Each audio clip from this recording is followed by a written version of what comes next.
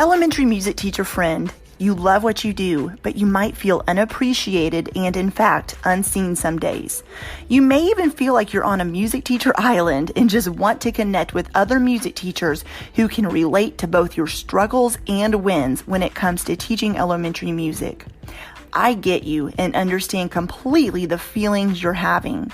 That's why each and every week, the Elementary Music Teacher Podcast will provide you with solo and guest episodes that will help you realize you're not alone in your music teaching journey. Throughout each episode, my goal is for you to be able to walk away with actionable steps and ideas to help you feel like you're ready to take on the new week with whatever challenges may be thrown your way. Hi, I'm your host, Jessica Peresta, and I'm so glad you're here. Whether you're at home, in your car, in the shower, or wherever else you're listening, grab your cup of coffee or whatever other beverage is nearby and listen in to the Elementary Music Teacher Podcast. I'm Christy Hemingway, host of Ed Curation, a part of the Education Podcast Network, just like the show you're listening to now. Shows on the network are individually owned, and opinions expressed may not reflect others. Find other interesting education podcasts at edupodcastnetwork.com. Well, hey friend, welcome back to the podcast. Today's episode is about letting your summer be your summer. Everyone's summer will look different, and we're going to talk about ways that you can truly enjoy your summer with 3 different areas we're going to focus on. The first area is make no plans. One thing that I hear teachers struggling with a lot is slowing down, is actually having no plans on your agenda, know where to be, no alarm clock set, and it's really hard to do that for some. I'm that way. I'm that personality. If I have a day off, I always am thinking about what else I need to do. It's hard for me to sit still and to force myself to relax. Maybe you're listening to this and you're like, oh, I'm definitely not that way. I have no issue with just staying in my PJs, sleeping in, eating a late lunch, and having nowhere to be. And if so, that's amazing. But I know for some of us, it's hard to be that way. It's hard to just stop and actually relax. Like when people tell me just relax, I'm like, what's that mean? What is that? How do you do that? Someone tell me how to do that. So the first thing I want you to do though, this summer is to literally have days where you make no plans. And maybe you're an extrovert and you're like, I can't not be around people. That's okay. That's okay. But what I mean by make no plans is literally just relax.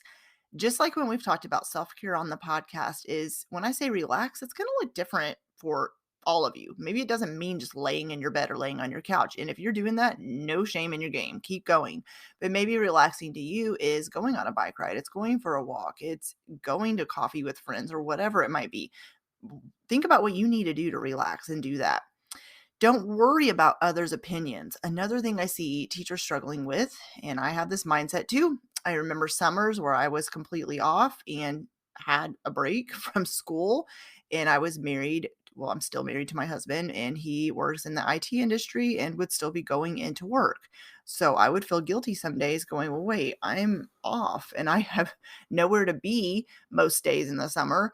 And I'm watching him go to work, and it would make me feel guilty sometimes. And so maybe you're living with roommates or you are married or whatever you're living. And maybe you've dealt with those same mindset blocks of like, well, I can't relax because they're having to work and I feel guilty. He would come home and say, what'd you do today? I remember those days that I fully relaxed saying nothing. I would feel like terrible about it. Now, when I became a mom, it definitely changed. All summer was devoted to my children and having fun with them. But before I had kids, it was really hard for me to sometimes like just sit on the couch and make myself rest. But I want to tell you that you are allowed to take a break. You don't need to fill up every minute. You don't need to try to come up with something to do all day. But while you're relaxing, summer is the perfect time to finish projects around your house that you have not had time to get to because you're a teacher. Really honestly think about what do I want to do? Is there furniture I want to paint? Do I want to work in my yard and plant some new flowers? And think about like what are those things you've been wanting to do that you haven't gotten to? I know one of my favorite things to do in the summer when things slow down is to like go through my Tupperware in my cabinet. Man, that just totally sounded, I aged myself there. But seriously, it's like kind of do some spring cleaning, but in the summertime. Really, honestly, finding those projects that are looming over your head. Maybe it's organizational stuff you want to get done, and do that.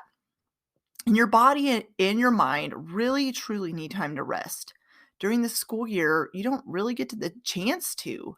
We talk about self care so much, but it's impossible some days to find a spare minute for yourself. And I've talked about it before. My favorite time to find breaks is in the car. Sometimes I don't have a lot of time to find other breaks in the day.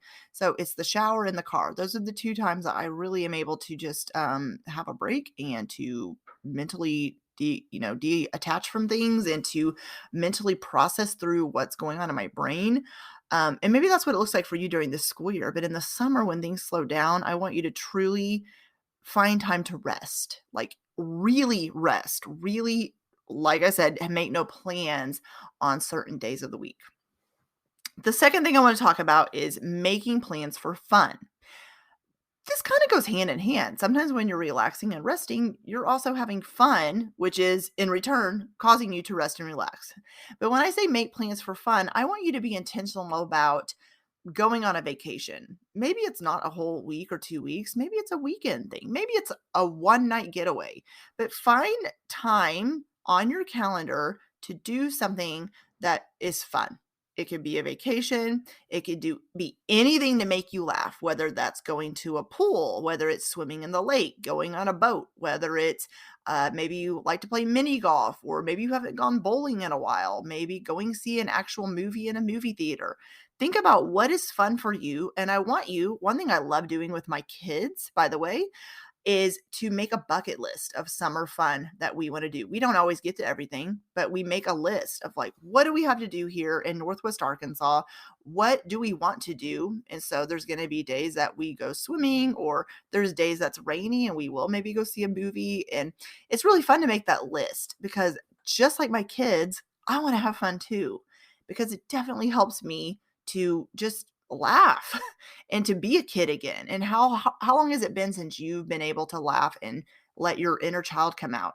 So whether you're a parent or not, it doesn't matter. But I want you to make a list of some fun things that you want to do this summer by yourself, with friends, with family, whatever that might be. And think about things that are in your area that you've always wanted to do. Maybe it is sightseeing or nature trails or whatever it might look like.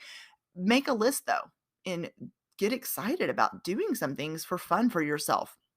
Maybe it's been a while since you've gone out to dinner with friends and you've literally just not had anywhere to be the next day. So you are just sitting at dinner, not watching a clock, not knowing that you don't have to set your alarm for the next day, and just enjoying yourself. Do that.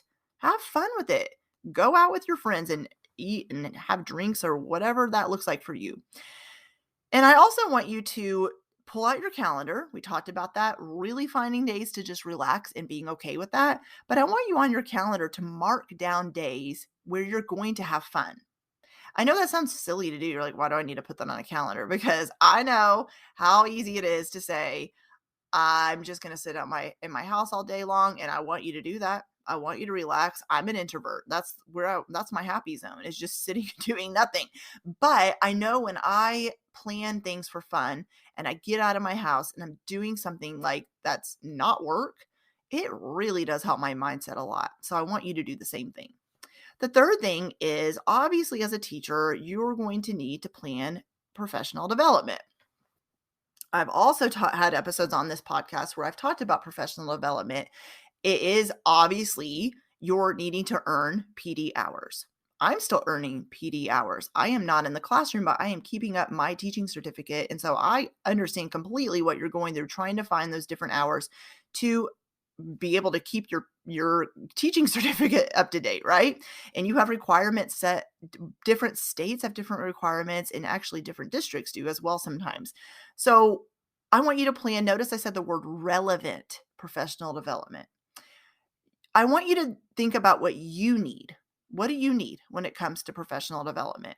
How do you want to take professional development? Do you want to do it in person only, or do you want to do it online only, or do you want to do a mixture approach? Make a list of what you're actually needing. How are you wanting to grow as an educator?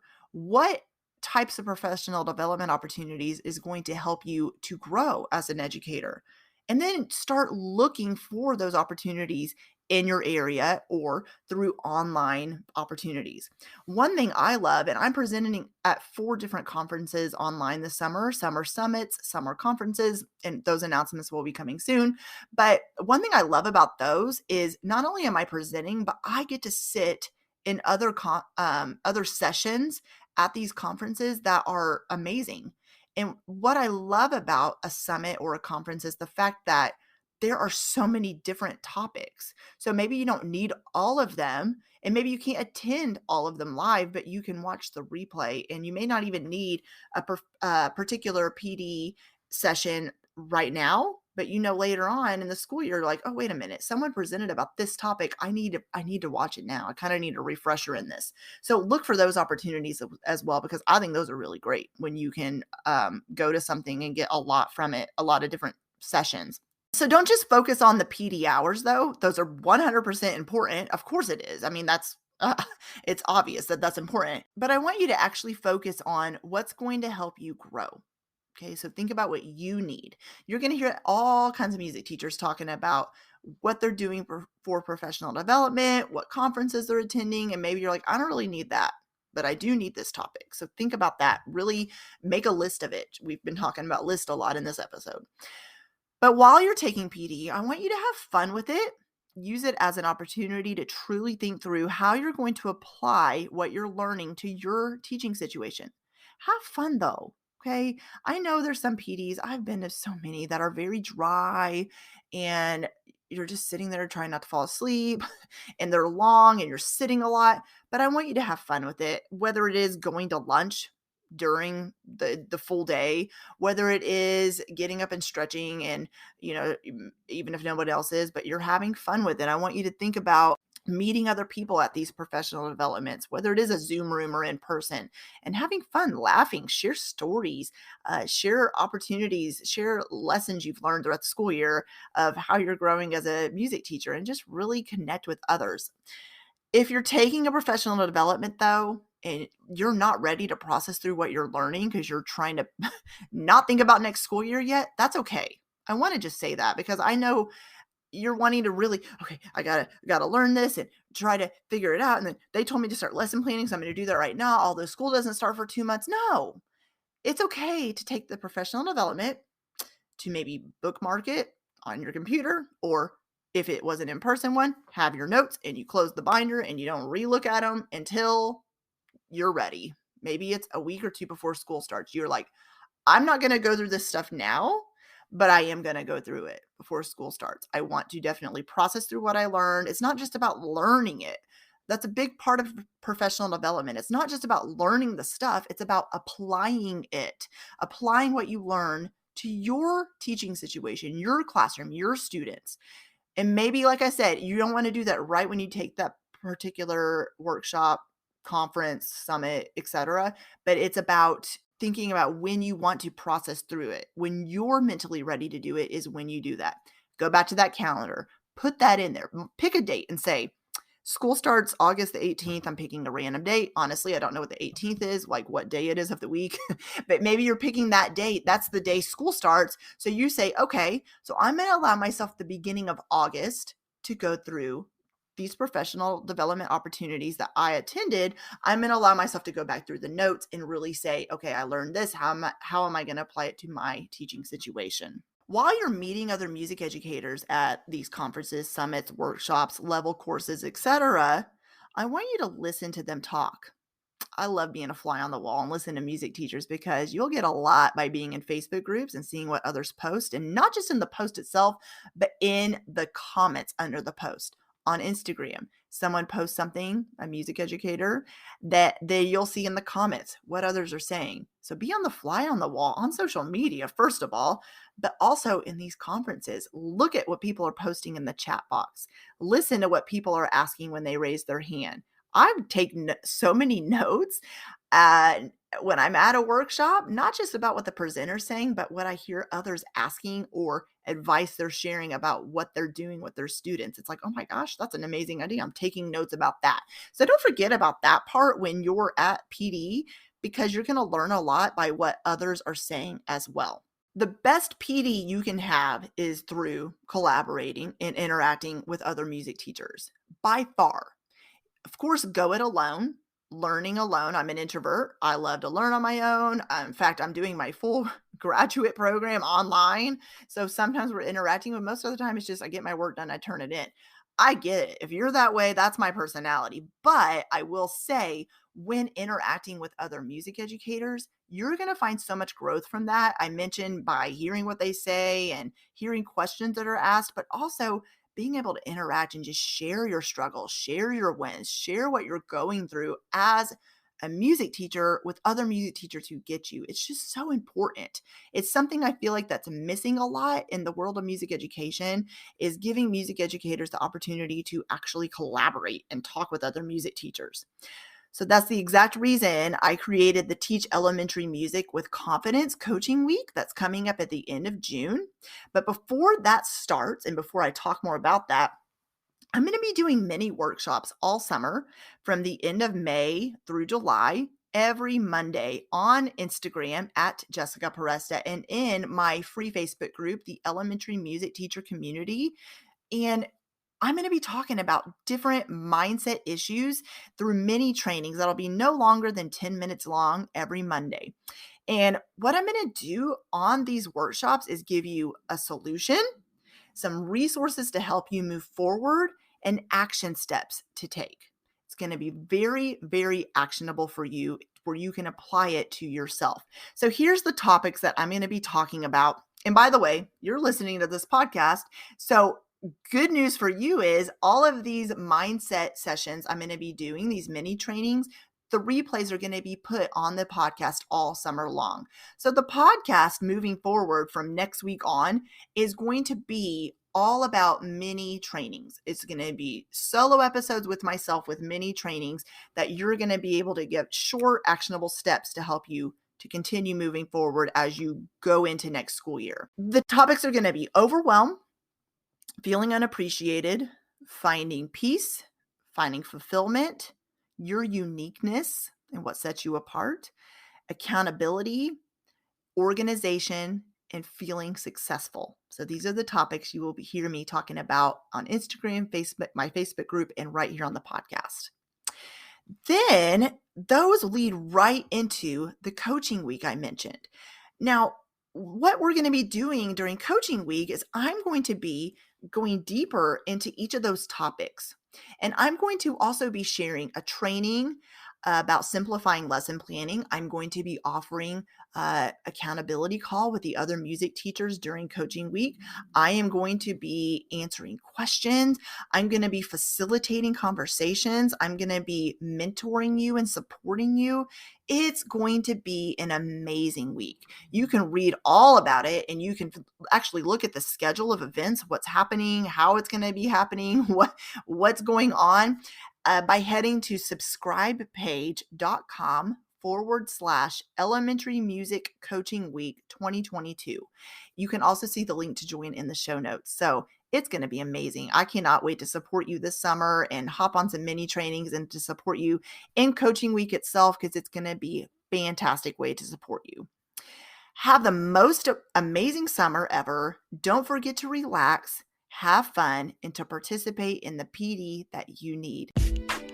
Well, hey there. Thank you so much for listening into the Elementary Music Teacher Podcast. There is an exclusive Facebook group just for listeners of this podcast and any elementary music teacher called the Elementary Music Teacher Community Facebook group.